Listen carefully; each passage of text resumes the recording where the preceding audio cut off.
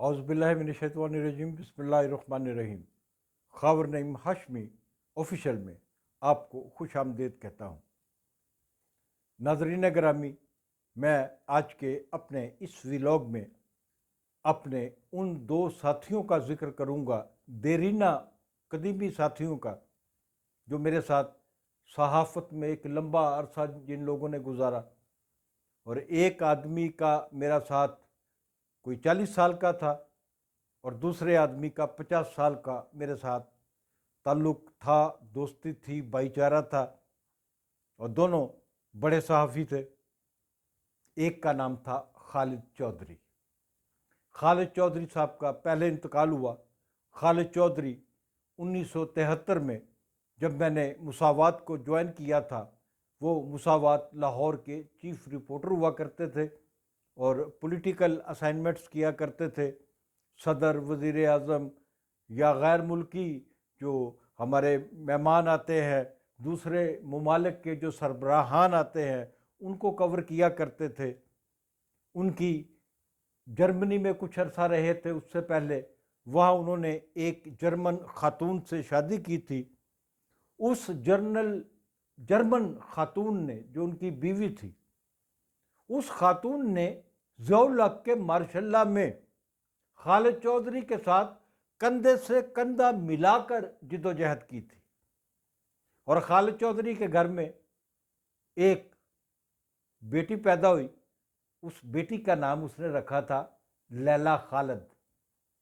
लैला खालिद के बारे में तारीख मौजूद है कि फ़लस्तीन की उस बेटी ने इसराइल का एक तैयारा कैसे अगवा किया था, और फिर उस अगवा के बाद क्या दास्तान थी। लैला खालिद की ज़िंदगी पर बेशुमार किताबें लिखी जा चुकी हैं। लैला खालिद तारीख़ का हिस्सा है, और लैला खालिद से मुतासर होकर खालिद चौधरी ने अपनी बेटी का नाम लैला खालिद रखा था। खालिद चौधरी एक मतवल, एक अमीर घराने से ताल्लुक़ रखते हैं। ये साहिर रशीद चौधरी साहब के भाई हैं, जो ख़ियाबान अमीन के मालिक हैं, और इनको माली तौर पे किसी किस्म के मसाइल का सामना नहीं था खालिद चौधरी साहब को। बल्कि मैं ये बताते हुए, चूँकि उनका इंतकाल हो गया है, तो ये बताते हुए मुझे झिझक नहीं होगी कि वो बेशुमार लोगों की माहाना माली इमदाद भी किया करते थे। अभी हालिया दिनों में उनके इंतकाल से कुछ दिन पहले मैंने उन्हें फ़ोन किया कि खालिद, हमारे फ़लाँ मरहूम दोस्त की बेटी की शादी है यार, तो कुछ करना है। तो उसने कहा कि मैं तो माहाना ये एक माकूल रकम भेज रहा हूँ। तो फिर साथ ही बोला, हाँ हाँ, तुमने बताया उसकी शादी है, तो इस दफ़ा मैं ज़्यादा पैसे भेज दूँगा। खालिद चौधरी के इंतकाल के बाद उनके और हमारे एक मुश्तरका दोस्त ने खालिद चौधरी की याद में मर के उनकी मौत के अगले ही दिन हमारे एक सहाफ़ी दोस्त ने, जो खुद भी बहुत अमीर आदमी हो चुके हैं, उनके बड़े जायदादें हैं, उनके होटल्स हैं, उन्होंने अपने एक होटल में खालिद चौधरी के दोस्तों को बुलवाया, जितनों को वो जानते थे। मुझे भी वहाँ बुलाया गया। वहाँ पर खालिद चौधरी की याद में जिस तरह उन्होंने तकरीब मनाई, मैं अपने उस दोस्त से कहूँगा कि उन्हें ऐसा नहीं करना चाहिए था कि आप खालिद चौधरी के दोस्तों को जमा करें, वहाँ उनकी मशरूबात से तवज़्ज़ो की जाए, वहाँ किसी लड़की को बुलवाया जाए रक्स के लिए। ये खालिद चौधरी के शायाने शान नहीं था, क्योंकि खालिद चौधरी की सियासी जद्दोजहद के हवाले से हमें कोई प्रोग्राम करना चाहिए था। क्योंकि खालिद चौधरी ने मार्शल्ला दौर में ना सिर्फ शाही किला देखा, बल्कि ज़ियाउल हक़ के मार्शल्ला दौर में सबसे बड़ा कोई अगर मुकदमा बना था तो वो खालिद चौधरी के ख़िलाफ़ था। खालिद चौधरी उन दिनों बीडन रोड पे रहा करता था। اس کے گھر پہ چھاپا مار کر اسلحے کے انبار برآمد کیے گئے تھے، اور یہ برآمدگی جھوٹی تھی۔ خالد چودھری جو چھوٹے سے گھر میں وہاں پر رہتا تھا، وہاں میں بھی جاتا رہا ہوں، وہاں میں بھی کئی دفعہ سویا ہوں ان کے گھر میں، ان کے گھر سے ماشاء اللہ حکومت نے راکٹ لانچر بھی برآمد کر لیے تھے۔ تو ایسے جدوجہد کرنے والے آدمی کو سیلوٹ کرنے کے لیے میرے خیال میں اس قسم کی تقریب نہیں ہونا چاہتی تھی۔ تو اب آتے ہیں اپنے دوسرے ساتھی عاشق چودھری صاحب کی طرف۔ عاشق چودھری مرحوم پاکستان کے سینئر موسٹ فلم جرنلسٹ تھے۔ عاشق چودھری صاحب میرے خیال میں 1970 سے بھی پہلے کے جنگ اخبار سے وابستہ تھے۔ 60 کی دہائی میں وہ جنگ کراچی سے وابستہ ہوئے تھے، اور اس زمانے میں جنگ لاہور کا جو دفتر ہے، جنگ لاہور آنے سے پہلے کی بات میں کر رہا ہوں، اس وقت جنگ کا جو دفتر ہے وہ نسبت روڈ پر لیبر ہال کے قریب ہوا کرتا تھا۔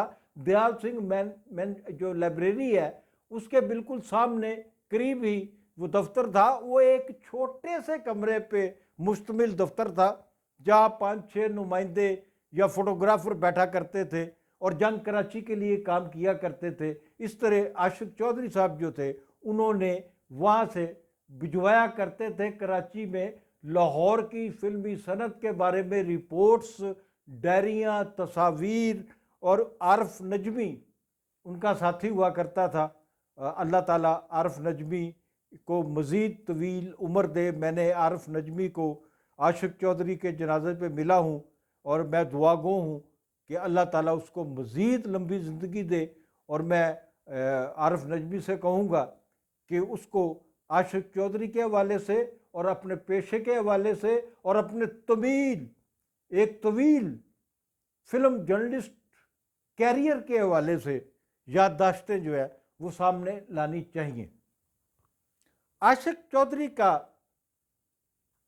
میں آپ کو بتاؤں کہ میں نے بڑے بڑے لوگ دیکھے ہیں جو کہتے ہیں کہ آئی ایم سٹار میکر، اپنے نام کے ساتھ سٹار میکر لکھتے ہیں۔ میرے کئی دوست ایسے بھی ہیں، ایک سینئر دوست بھی ہیں جنہوں نے پتہ نہیں کوئی فلم بنائی ہے یا نہیں بنائی ہے، ڈونٹ نو، میرے خیال میں شاید کوئی ایک آدھ فلم بنائی ہوگی، شاید وہ بھی لگی ہے یا نہیں لگی ہو، لیکن ان کو وہ سوشل آدمی ہے، سماجی تقاریب ہوں، ثقافتی تقاریب ہوں، ان کو بڑا احترام دیا جاتا ہے۔ جن کا میں ذکر کر رہا ہوں، جو کہتے ہیں کہ میں سٹار میکر ہوں، ان کی واقعی فلم لائن میں رسپیکٹ ہے۔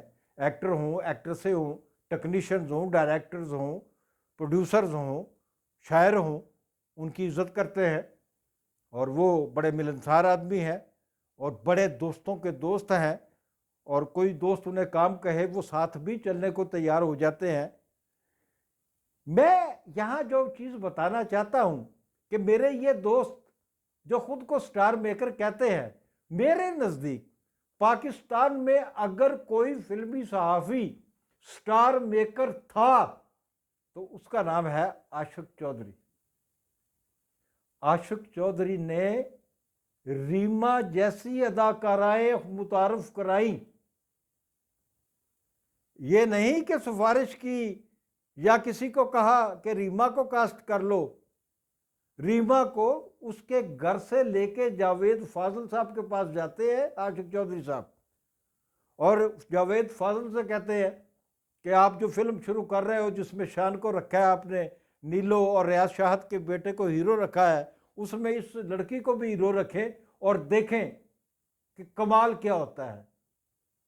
شان اور ریما کی فلم بلندی، جس میں عاشق چودھری نے ریما کو خود متعارف کرایا تھا، اس بلندی نے ان دونوں ایکٹروں کو، ایکٹریس اور ایکٹر کو ٹاپ پہ پہنچا دیا، نمبر 1 بنا دیا۔